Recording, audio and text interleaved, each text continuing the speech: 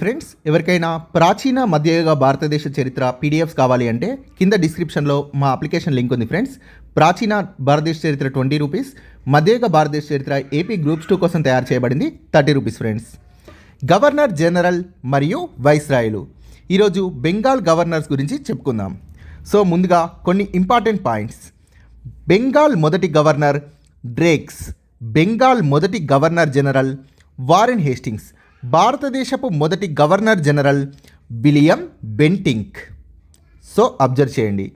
భారతదేశపు మొదటి viceroy lord Canning. స్వతంత్ర భారతదేశపు మొదటి వైస్రాయ్ లార్డ్ మౌంట్ బాటన్. భారతదేశపు మొదటి మరియు చివరి లేదా ఏకైక భారతీయ governor general C Rajagopalachari. Bengal governors Drake 1756 నుండి 58. డ్రేక్ కాలంలో జరిగిన సంఘటనలు. సో బెంగాల్ మొదటి గవర్నర్ డ్రేక్, మొట్టమొదటి గవర్నర్ బెంగాల్. డ్రేక్ కాలంలో జరిగిన సంఘటనలు 1756 జూన్ 20న కలకత్తా చీకటి ఉదంతం లేదా బ్లాక్ హోల్ ట్రాజెడీ. ఇది 1756లో జరిగింది. కలకత్తా చీకటి గది ఉదంతం. 1757 జూన్ 23న ప్లాసీ యుద్ధం జరిగింది.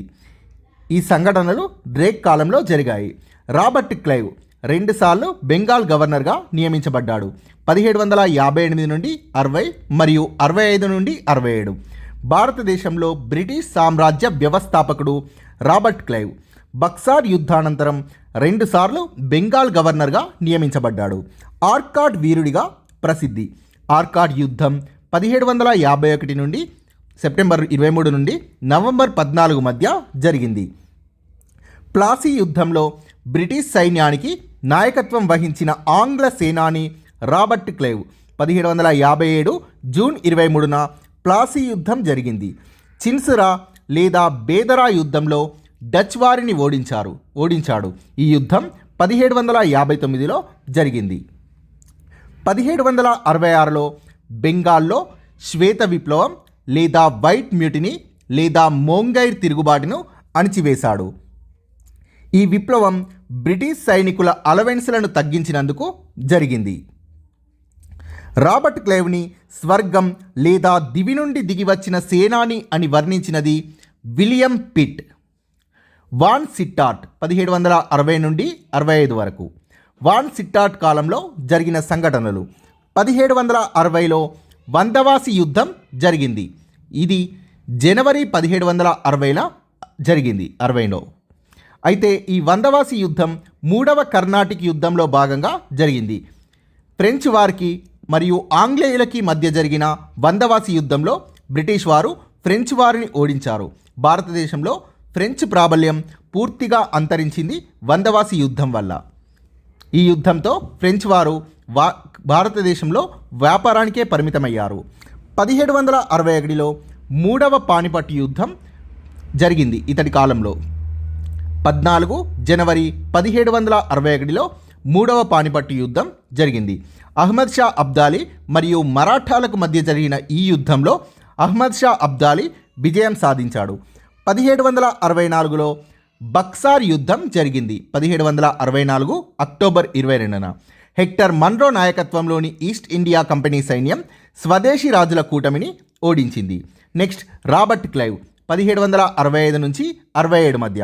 కొన్ని పాయింట్స్ రిపీట్ అవుతాయి ఫ్రెండ్స్.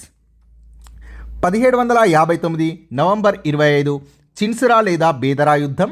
1766 శ్వేత విప్లవం లేదా వైట్ మ్యూటినీ లేదా మోంగైర్ తిరుగుబాటు బెంగాల్లో.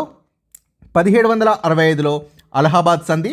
1765 నుంచి 72 మధ్య బెంగాల్లో ద్వంద్వ ప్రభుత్వాన్ని రాబర్ట్ క్లైవ్ ఏర్పాటు చేశాడు. అయోధ్య లేదా అవధ్ నవాబు షుజా ఉద్దౌలా మరియు మొఘల్ చక్రవర్తి 2వ షా ఆలంతో అలహాబాద్ సంధిని చేసుకున్నది రాబర్ట్ క్లైవ్. అలహాబాద్ సంధి ప్రకారం బెంగాల్లో ద్వంద్వ ప్రభుత్వాన్ని ఏర్పాటు చేశాడు.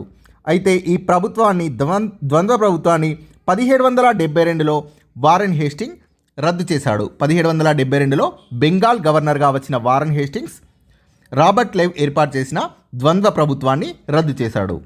రాబర్ట్ క్లైవ్ గొంతులో పొడుచుకొని చనిపోయాడు లేదా ఆత్మహత్య చేసుకున్నాడు. గొంతు కోసుకొని చనిపోవడాన్ని సపూకీ అంటారు. హ్యారీ వెరెల్స్ 1767 నుంచి 69 మధ్య. ఇతడి కాలంలో మొదటి ఆంగ్లో మైసూర్ యుద్ధం జరిగింది 1766 నుంచి 69 మధ్య. ఆంగ్లో మైసూర్ యుద్ధం హైదర్ అలీ మరియు మద్రాస్ గవర్నర్ అయిన లార్డ్ మెకాట్నీ మధ్య జరిగింది. ఈ యుద్ధం మద్రాస్ సంధితో ముగిసింది. నెక్స్ట్ జాన్ కార్టియర్ 1769 నుంచి 72 మధ్య. ఇతడి కాలంలో 1770లో మధ్య భారతంలో క్షామం ఏర్పడింది. ఈ కరువు బెంగాల్ని తీవ్రంగా ప్రభావితం చేసింది. దీన్నే గ్రేట్ బెంగాల్ కరువు అని అంటారు. నెక్స్ట్ వారెన్ హేస్టింగ్స్ 1772 నుంచి 74 వరకు.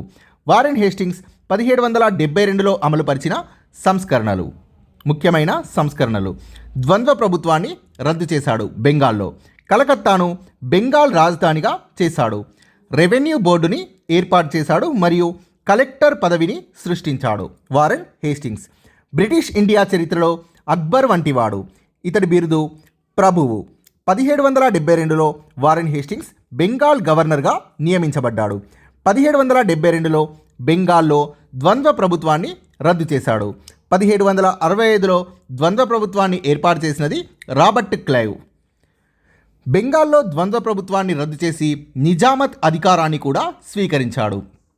అంతకుముందు జరిగిన అలహాబాద్ సంధి ప్రకారం రాబర్ట్ క్లైవ్ దివానీ అధికారాన్ని తీసుకున్నాడు, అంటే రెవెన్యూ అధికారం, శిస్తు వసూలు చేసుకునే అధికారం. బెంగాల్లో ద్వంద్వ ప్రభుత్వాన్ని రద్దు చేసిన వారెన్ హేస్టింగ్స్ నిజామత్ అధికారాన్ని తీసుకున్నాడు. నిజామత్ అంటే శాంతి భద్రతలు. వారెన్ హేస్టింగ్స్ ఫ్రీ దస్తక్ విధానాన్ని రద్దు చేశాడు. 1772లో కలకత్తాను బెంగాల్ రాజధానిగా చేశాడు. కోశాధికారాన్ని ముర్షిదాబాద్ నుండి కలకత్తాకు మార్చాడు. శిస్తు వసూలు చేయడం కోసం కలకత్తాలో బోర్డ్ ఆఫ్ రెవెన్యూని ఏర్పాటు చేసినది వారెన్ హేస్టింగ్స్. 1772లో కలెక్టర్ పదవిని సృష్టించాడు. సో నెక్స్ట్ వీడియోలో గవర్నర్ జనరల్స్ గురించి చూద్దాం ఫ్రెండ్స్. Thank you.